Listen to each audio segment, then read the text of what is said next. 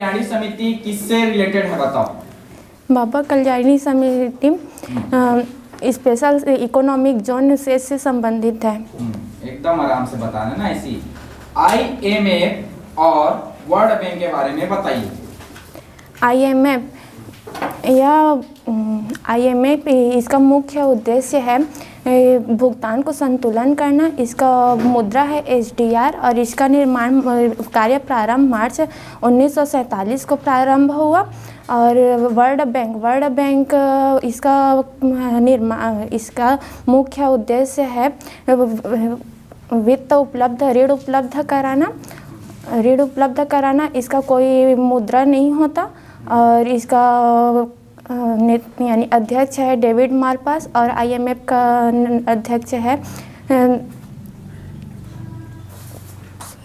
चलो बताओ भारतीय अर्थव्यवस्था की विशेषता बताओ। आराम से एकदम, है ना, आपको सब पता है। भारतीय अर्थव्यवस्था की विशेषता बताओ। भारतीय अर्थव्यवस्था यह मिश्रित अर्थव्यवस्था है, खुली बेरोजगारी है और बंद अर्थव्यवस्था है और कृषि की प्रधानता है और उद्योगों का विकास ज़्यादा हो रहा है।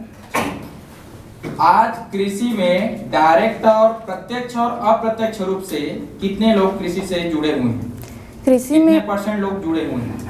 कृषि में प्रत्यक्ष रूप से 50% लोग जुड़े हुए हैं और प्रत्यक्ष और अप्रत्यक्ष रूप से 60% लोग जुड़े हुए हैं।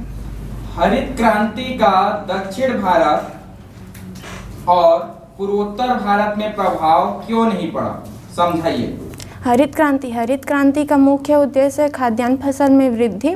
जो कि हरित क्रांति में जो बीज उपयोग हुआ था उसका पौधे का आकार छोटा था लेकिन उपज ज़्यादा था। इसमें पानी की आवश्यकता बहुत अधिक होती थी। जो कि दक्षिण क्षेत्र और उत्तर पूर्वी क्षेत्र में सदावाहिनी नदी न होने के कारण और पानी की कमी होने के कारण यहाँ पर हरित क्रांति का प्रभाव ज़्यादा नहीं पड़ा।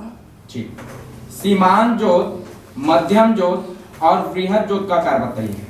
सीमांत जोत का आकार है 1 हेक्टेयर से कम। लघु जोत का आकार है 1 से 2 हेक्टेयर। अर्ध मध्य का है 2 से 4 हेक्टेयर और मध्यम का है 4 से 10 हेक्टेयर और बृहद जोत का आकार है 10 हेक्टेयर से अधिक। किसान वित्त है ना, किसान वित्त जो अल्पकालिक है, मध्यकालिक और दीर्घकालिक अवधि के लिए दिया जाता है, बताइए उसका समय अवधि क्या क्या है? अल्पकालिक किसान को 3 प्रकार से दिया जाता है ऋण: अल्पकालिक, मध्यकालिक और दीर्घकालिक। अल्पकालिक में 15 माह से कम होता है, इसमें किसान बीज उर्वरक ले सकते हैं। और मध्यम कालिक के लिए 15 माह से 5 वर्ष तक होता है, इसमें छोटे कृषि यंत्र लेते हैं। और दीर्घकाल के लिए 5 साल से अधिक, जिसमें बड़े कृषि यंत्र के लिए ले सकते हैं। कृषि क्षेत्र में पुनः वित्त संस्था किसे कहते हैं? कृषि क्षेत्र में पुनः वित्त संस्था नाबार्ड को कहते हैं। बताओ शिवरमन समिति का संबंध किससे है? शिवरमन समिति का संबंध नाबार्ड से है। इन्होंने 12 जुलाई 1982 में नाबार्ड की स्थापना के लिए सुझाव दिया था। बताओ नरसिम्हा समिति किससे संबंधित है? नरसिम्हा समिति ने 2 अक्टूबर 1975 में क्षेत्रीय ग्रामीण बैंक के लिए विचार प्रस्तुत किया था। योजना आयोग का सिफारिश कौन सी समिति ने किया? योजना आयोग का सिफारिश 15 मार्च 1950 को के.सी. नियोगी ने दिया था। इसके साथ राष्ट्रीय विकास बैंक का स्थापना किया गया था। बताओ केलकर समिति के सिफारिश पर कौन से संस्था का गठन किया गया था? विजय केलकर समिति। विजय केलकर। क्वेश्चन जस्ट उल्टा पूछा हूं ना। विजय केलकर समिति ने कर से रिलेटेड एक संस्था का गठन सिफारिश किया था, कौन सा है बताओ? चलो छोड़ो। ई नेम क्या है बताओ? ई नेम क्या है? ई नेम अर्थात नेशनल एग्रीकल्चर मार्केट है। इसका मुख्य उद्देश्य है किसान को उसके उपज का उचित लाभ दिलाना और विश्व में बाजार को एक करना और इससे किसान अपने उपज को कहीं भी उचित मूल्य पर बेच सकते हैं। ठीक है, पता कर सकता है कौन से राज्य में कितना है। एकदम आराम से है ना, एकदम डरना नहीं है ना। द्वितीय हरित क्रांति क्यों आई और कब आई? द्वितीय हरित क्रांति एपीजे अब्दुल कलाम ने विकास कांग्रेस की सहायता से 2005-06 में द्वितीय हरित क्रांति की घोषणा की। इसमें प्रथम हरित क्रांति की कमियों को दूर करने के लिए द्वितीय हरित क्रांति के लाया गया।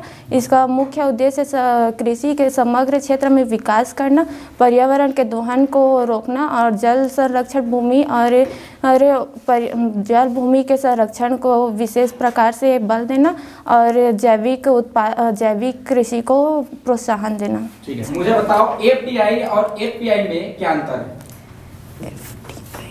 एफडीआई और एफपीआई में क्या अंतर है बताओ? एफडीआई फॉरेन डायरेक्ट इन्वेस्टमेंट, इसमें विदेशियों द्वारा असेट को खरीदा जाता है और इसका मुख्य उद्देश्य है नियंत्रण करना। यह अधिक कठिन होता है और लंबे समय के लिए किया जाता है। और एफपीआई फॉरेन पोर्टफोलियो इन्वेस्टमेंट, इसमें शेयर को खरीदा जाता है। इसका मुख्य उद्देश्य है लाभ कमाना और यह कम समय के लिए किया जाता है। बताओ द्वितीय पंचवर्षीय योजना में जो भारी उद्योग स्थापना किया था कौन कौन सा था बताओ? भिलाई जो कि छत्तीसगढ़ में है, इसे रूस की सहायता से खोला गया। राउरकेला उड़ीसा में है, इसे राउरकेला जर्मनी की सहायता से खोला गया। दुर्गापुर यह पश्चिम बंगाल में है, इसे ब्रिटेन की सहायता से खोला गया। ये मुद्रा योजना में कितना कितना ऋण दिया जाता है और नाम क्या क्या कहलाता है मुद्रा योजना? इसमें शिशु ऋण या 50,000 तक रहता है, किशोर ऋण 50,000 से 5 लाख रहता है और तरुण ऋण 5 लाख से 10 लाख तक रहता है। एसबीआई कैसे बना उसका इतिहास बताओ? एसबीआई का एसबीआई 1800 में प्रेसिडेंसी बैंक ऑफ बंगाल, 1840 में प्रेसिडेंसी बैंक ऑफ बॉम्बे और 1843 में प्रेसिडेंसी बैंक ऑफ मद्रास इन्हें 1921 में मिलाकर इंपीरियल बैंक बनाया गया। इसे 1921 से 1934 का केंद्रीय बैंक के रूप में कार्य किया और 1934 से 1955 तक स्वतंत्र रूप से कार्य किया गया और गोरवाला समिति के सिफारिश पर 1955 में इसका राष्ट्रीयकरण किया गया और एसबीआई की स्थापना हुई। ठीक। आरबीआई को पैसा छापने के लिए कितनी पूंजी आरक्षित रखनी होती है? आरबीआई को 200 करोड़ पूंजी रखना आवश्यक रहता है। इसमें 115 करोड़ स्वर्ण मुद्रा रहता है और 85 करोड़ विदेशी मुद्रा रखना अनिवार्य रहता है। बताओ विदेशी लेन देन के जो नियम बनाते हैं कौन बनाते हैं? विदेशी लेन देन विदेशी लेन देन के नियम को क्या कहते हैं बताओ? चलिए, आरबीआई यदि ब्याज को बढ़ा देता है तो उससे समाज पर क्या प्रभाव पड़ता है बताओ? आरबीआई यदि ब्याज को बढ़ाता है तो वाणिज्य बैंक कम पैसा लेगा। इसको संतुलित करने के लिए वाणिज्य बैंक अपने ब्याज दर को बढ़ाता है या जमा और लोन में दोनों में बढ़ाता है। यदि आरबीआई वाणिज्य बैंक ऋण को ब्याज दर को बढ़ाता है तो व्यक्ति कम पैसा लेगा, जिससे वो उसके पास पैसा कम होगा तो वस्तु का मांग कम होगा और वस्तु का मांग कम होगा तो खर्च कम होगा और इससे मुद्रास्फीति आता है। मुद्रास्फीति आता है? सॉरी मुद्रा अविस्फीति। ठीक। बेरोजगारी का वार्षिक आधार बताओ, कितने दिन काम मिलना चाहिए बेरोजगारी तो रोजगार कहलाएगा? बेरोजगारी का वार्षिक, यदि कोई व्यक्ति साल में 365 दिन में 183 दिन में एक भी घंटे भी काम नहीं कर पाता तो वह दीर्घकालीन बेरोजगार रहेगा। और यदि वह साल में 365 दिन में से 273 दिन 8 घंटा प्रतिदिन कार्य करता है तो वह पूर्ण रोजगार के अंतर्गत आता है। फिर से बोलो, बेरोजगारी का वार्षिक आधार क्या है बताओ? यदि व्यक्ति साल में 365 दिन में से 183 दिन तक रोजगार नहीं करता तो यह दीर्घकालीन रोजगार रहता है। और स्टैंडर्ड वर्ष, यदि व्यक्ति साल में 365 दिन में से 283 दिन तक 8 घंटा प्रतिदिन कार्य करता है तो वह पूर्ण रोजगार रहता है। कार्यबल और श्रम बल में अंतर बताइए। कार्यशील जनसंख्या में आने वाले वे व्यक्ति जिनमें कार्य करने की इच्छा रहती है और उनमें क्षमता भी रहते हैं लेकिन वह रोजगार प्राप्त नहीं करता, वह श्रमबद्ध रहता है।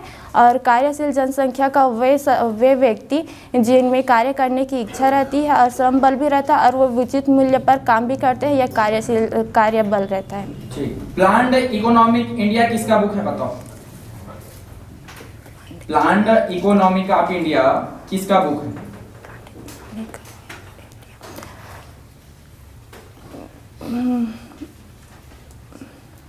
माल्थस। बताओ गलत। सर्वोदय योजना किसने लाया था? सर्वोदय योजना किसने लाया था बताओ?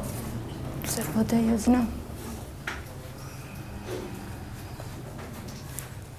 गांधीवादी योजना किसने लाया बताओ? गांधीवादी योजना नारायण अग्रवाल ने। और सर्वोदय योजना?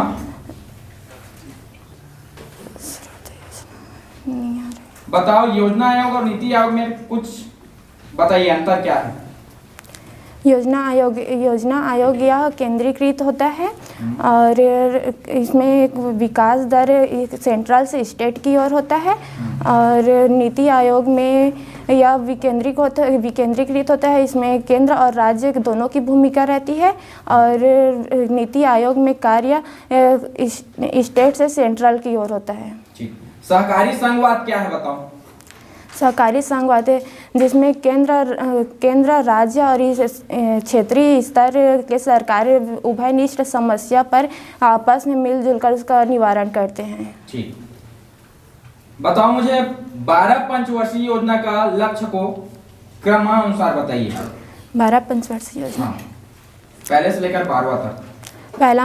पहले में कृषि और सिंचाई क्षेत्र को बल दिया गया, दूसरा में औद्योगिकरण और तीसरा में आत्मनिर्भरता के शाश्वतता स्फूर्त, चौथा में स्थिरता, पांचवा में बेरोजगारी उन्मूलन, छठवां में गरीबी और छठवां में रोजगार, सातवां में आधुनिकीकरण, आठवां में मानव संसाधन का विकास, नौवां में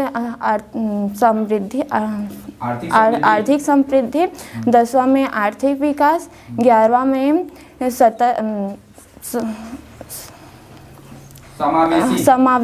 समावेशी विकास, 12वां में सतत विकास। बताओ इस 12 पंचवर्षीय योजना में सबसे असफल पंचवर्षीय योजना कौन सा रहा? 12 पंचवर्षीय योजना में तीसरा पंचवर्षीय योजना सबसे असफल रहा। कारण इसमें 1961 से 66 के बीच पाक युद्ध हुआ और चीन युद्ध हुआ और इसी दौरान आर्थिक संकट आया था। अकाल पड़ा था। ठीक। अनवरत अवकाश कब से कब लाया गया? रोलिंग प्लान इसमें प्रत्येक वर्ष योजना का जांच किया जाता है और इसका है समय बताइए कब से कब? 78 से 80। बोलिए। 78 से 80। ठीक। बताओ राष्ट्रीय विकास परिषद की स्थापना कब की गई? राष्ट्रीय विकास परिषद की स्थापना कब की गई? राष्ट्रीय विकास परिषद की स्थापना के नियोगी की सिफारिश पर 1952 में हुई। ठीक। बताओ मुझे प्रति व्यक्ति आय की गणना कैसे करते हैं? सिंपल फार्मूला बताओ।